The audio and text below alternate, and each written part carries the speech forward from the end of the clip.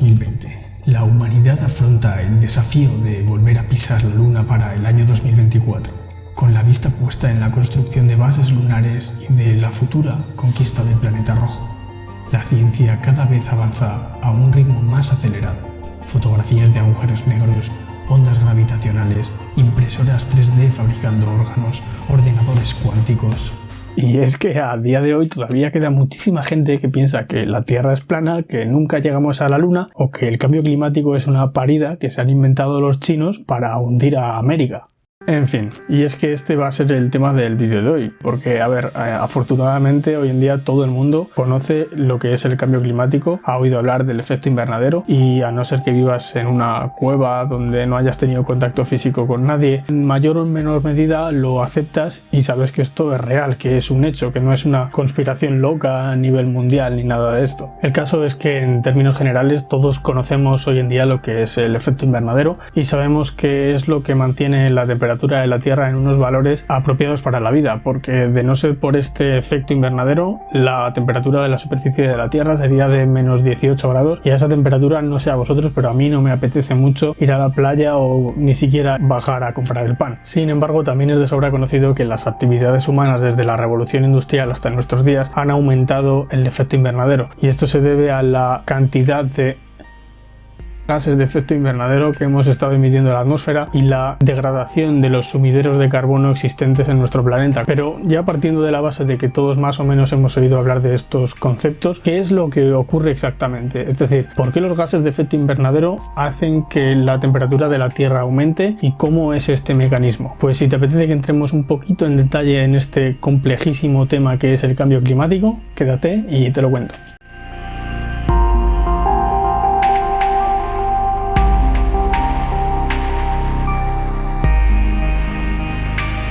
Comenzamos poniéndonos un poquito en contexto. En el año 1824 fue cuando Joseph Fourier, el conocidísimo físico y matemático creador de las series de Fourier, describió por primera vez lo que era el efecto invernadero. Y fue más adelante, en el año 1860, cuando el físico John Tyndall descubriría propiamente este efecto. Como ya vimos en el vídeo anterior sobre el color del cielo, en el que hablamos de la composición atmosférica y la radiación emitida por el Sol, sabemos que este emite una radiación altísima que al final acaba llegando a la Tierra y esta la absorbe. Por tanto, se estima que nuestro planeta absorbe en torno a 240 vatios por metro cuadrado. Afortunadamente, toda esta energía que es captada por nuestro planeta acaba siendo devuelta al espacio y por tanto se mantiene un equilibrio a largo plazo. Un objeto cualquiera, un cuerpo aleatorio, el que sea, siempre que se encuentre por encima del cero absoluto, por encima de 0 grados Kelvin, emitirá radiación electromagnética debido al movimiento térmico de sus partículas. Esto es la la vibración de sus partículas. A mayor temperatura, mayor será la energía emitida por este cuerpo. Y esto es lo que se conoce como radiación de cuerpo negro. La Tierra, a temperatura ambiente, a la temperatura a la que se encuentra, emite radiación electromagnética en el espectro infrarrojo. De esta forma es capaz de devolver al espacio la radiación absorbida del Sol. Parte de esta radiación infrarroja que emite la Tierra no es capaz de atravesar la atmósfera directamente y ser emitida al espacio. Y esto es debido a la acción de los gases de efecto invernadero, que son capaces de captarla, interaccionar con ella y así comienzan a vibrar, comienzan a agitarse, emitiendo radiación en todas las direcciones. Finalmente, esta radiación que ha sido absorbida y ha vuelto a ser emitida por los gases de efecto invernadero irá llegando progresivamente a capas más altas de la atmósfera,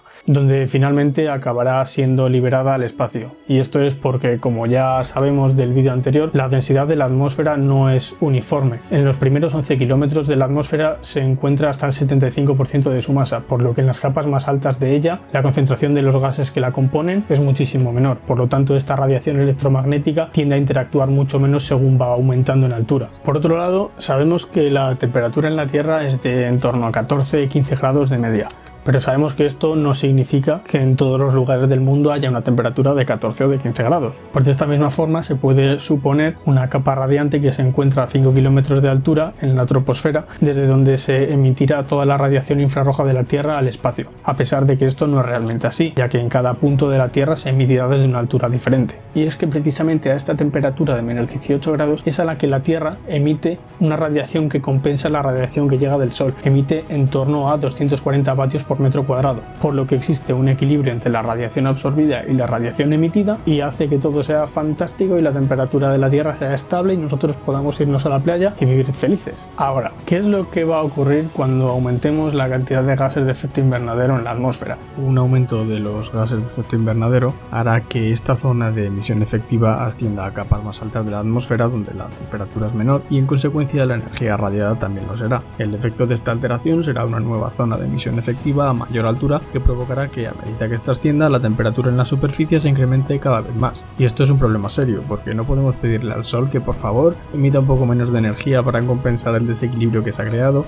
ni tampoco podemos alterar el gradiente térmico, por lo que ahora la Tierra está absorbiendo más radiación de la que emite y este excedente de radiación solar calentará la atmósfera hasta alcanzar nuevamente los 18 grados, por lo que se habrá producido un calentamiento global. Ya sabemos por tanto el motivo de que la Tierra en su conjunto aumente de temperatura. Se debe a que existen unos gases de efecto invernadero, unos compuestos determinados que son capaces de absorber y emitir y por tanto retener durante más tiempo la radiación electromagnética que emite la Tierra. Pero aparte del CO2, que es el típico que todo el mundo conoce, ¿cuáles son estos gases de efecto invernadero y qué efecto tienen sobre la atmósfera? Esta pregunta es bastante interesante porque no todos ellos actúan de la misma manera y cada uno ejerce una acción relativa diferente en lo que respecta al calentamiento global. Esto significa que cada una de estas moléculas va a tener un potencial de calentamiento global distinto debido a la cantidad de radiación infrarroja que sean capaces de absorber. El gas principal y el más conocido por todos es el CO2, el dióxido de carbono, que se genera en procesos como la respiración celular o la combustión de combustibles fósiles. Su acción relativa, es decir, su contribución unitaria, la contribución al calentamiento global por molécula de dióxido de carbono, es de 1. Y su contribución real al calentamiento de la Tierra, atendiendo a la masa de este gas que hay presente en la atmósfera,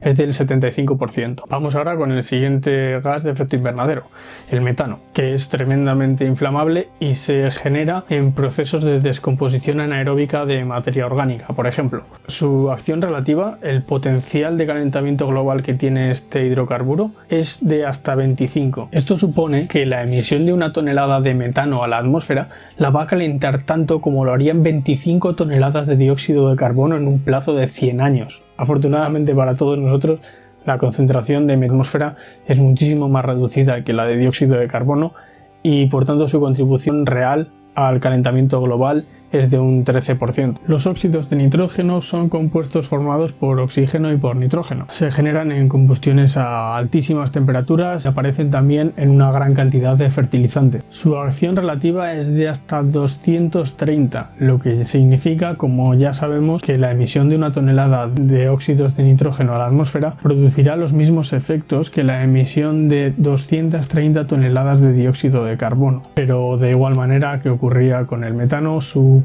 presencia en la atmósfera, la concentración de estos gases en la atmósfera es muy reducida, por tanto su contribución real al calentamiento global es de en torno a un 6%. Vamos ahora con el que se conoce como el ozono malo.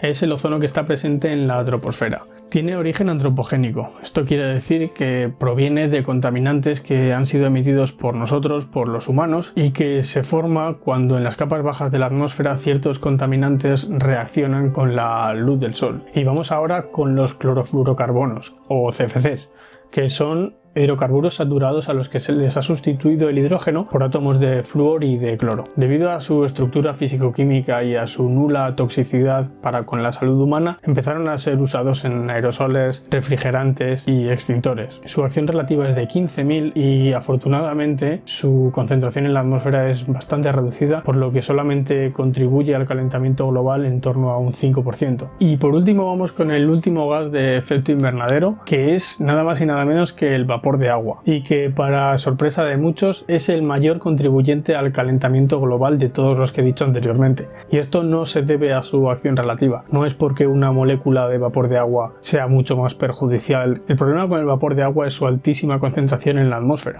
porque si recordamos del anterior vídeo la composición atmosférica, el dióxido de carbono, por ejemplo, rondaba el 0,04%, mientras que el vapor de agua, dependiendo de la altura a la que nos encontremos, es de un 1 a un 4%. 4%. Pero lo más interesante de este gas de efecto invernadero es que constituye la primera retroalimentación del cambio climático de la que vamos a hablar. Este será el primer vídeo de algunos más que haré hablando de las retroalimentaciones que afectan al cambio climático y sobre los efectos que tienen en el clima global de la Tierra. Pero vamos a calmarnos, vamos a ir poco a poco y vamos a ver qué es esto de las retroalimentaciones. Es un mecanismo por el que una alteración en una magnitud A produce un cambio en una magnitud B y este, en última instancia, conduce a un nuevo cambio en la magnitud A. Estas retroalimentaciones pueden ser positivas o negativas, dependiendo del efecto que tengan sobre el sistema global. Las retroalimentaciones positivas contribuyen a que una vez iniciado el calentamiento global, este siga aumentando, mientras que las negativas, por el contrario, reducirán en última instancia el calentamiento. Y es ahora cuando vamos directamente con esta primera retroalimentación positiva que afecta al cambio climático, que es la establecida por el vapor de agua y la temperatura del planeta. En circunstancias normales la temperatura de la Tierra permanece estable. El vapor de agua, como buen gas de efecto invernadero que es,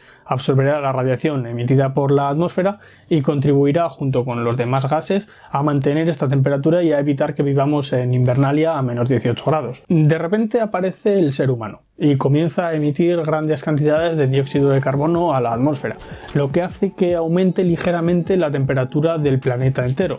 Este ligero aumento de temperatura va a permitir que comience a llegar más cantidad de vapor de agua proveniente de grandes masas de agua que ahora, debido a este aumento de temperatura, comienzan a evaporarse un poquito más que antes. Y de nuevo, como buen gas de efecto invernadero que es, el vapor de agua acumulado en la atmósfera va a contribuir a aumentar un poquito más la temperatura. Este cambio de temperatura conducirá a nuevas evaporaciones de agua que incorporarán más vapor de agua a la atmósfera y así sucesivamente irá aumentando la temperatura del planeta. Se ve el ciclo, ¿no? A mayor cantidad de vapor de agua presente en la atmósfera, más subirá la temperatura y cuanto más suba la temperatura, más aumentará la concentración de vapor de agua en la atmósfera. Para entendernos rápido, es como si te situaras en la cima de una montaña nevada con una pelotita pequeña de nieve que lanzas montaña abajo hasta que llega a un pueblo que hay en la ladera. Cuando esta bolita de nieve llega al pueblo, se ha convertido en una maldita avalancha que va a destruir todas las casas. Pues esto es lo mismo, una vez iniciada la retroalimentación positiva, una vez que damos la patadita a la pelota de nieve emitiendo altas concentraciones de CO2,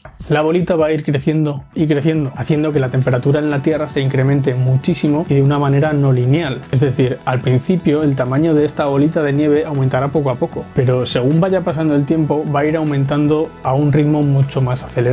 Pero bueno, no alarmarse ni llevarse las manos a la cabeza, de momento no es el fin del mundo, porque como ya hemos dicho, el crecimiento de estas retroalimentaciones positivas no es lineal, al menos no lo es al principio. Por otra parte, si recordamos en la definición de las retroalimentaciones, existían también las retroalimentaciones negativas, como podría ser, por ejemplo, la mayor tasa de formación de nubes debido al aumento de vapor de agua en la atmósfera, lo que provocará que la reflexión de la radiación solar sea mayor en la Tierra y por tanto no se caliente tanto. Estas retroalimentaciones son las conocidas como retroalimentaciones negativas y lo que van a hacer es reducir el calentamiento global. Y además, por otra parte, también existen mecanismos que tiene la propia naturaleza para fijar este dióxido de carbono que nosotros estamos emitiendo. Estos lugares donde se almacena el dióxido de carbono son los denominados sumideros de carbono y están formados por los océanos, los bosques y los suelos del planeta. Aunque esta fijación del carbono atmosférico también tiene sus propias consecuencias y no nos sale gratis, pero de esto hablaremos seguramente más adelante en otro vídeo. La cosa es que en situaciones normales la Tierra sería perfectamente capaz de corregir estos desequilibrios que se crean de manera automática. El problema aparece cuando existe un factor antropogénico que incrementa el calentamiento global a un ritmo mayor del que la propia naturaleza es capaz de corregir. ¿Recordáis el crecimiento no lineal de las retroalimentaciones positivas del que estábamos hablando antes, ¿no? Cuando se fuerza la maquinaria de la manera en la que lo estamos haciendo nosotros, corremos el riesgo de sobrepasar unos umbrales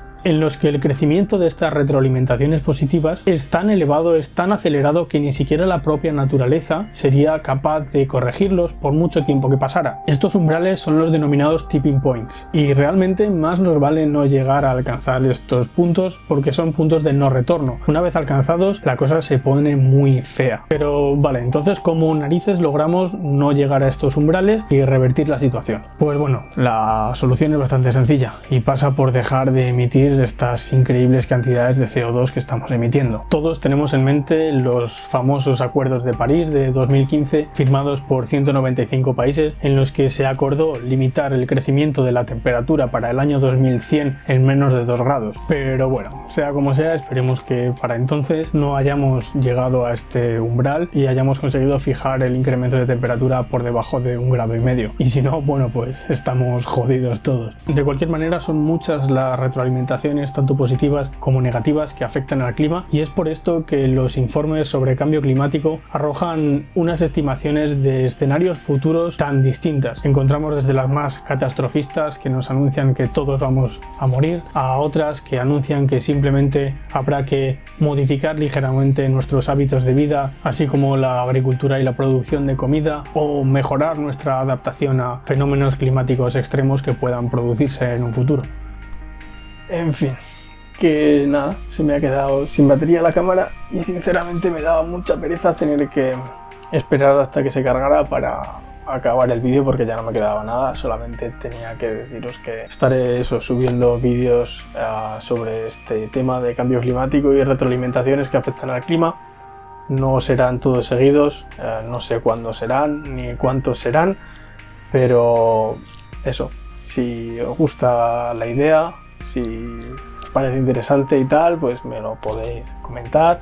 Si tenéis alguna sugerencia también, y podemos incluirla en cualquiera de los próximos vídeos. Si tenéis ideas para nuevo contenido y tal, pues nada, pues todo ello es bienvenido. No sé por qué estoy contando aquí mi vida entera, pero bueno, la cosa es que muchas gracias por verme, muchas gracias por aguantarme y que nos vemos en el próximo vídeo.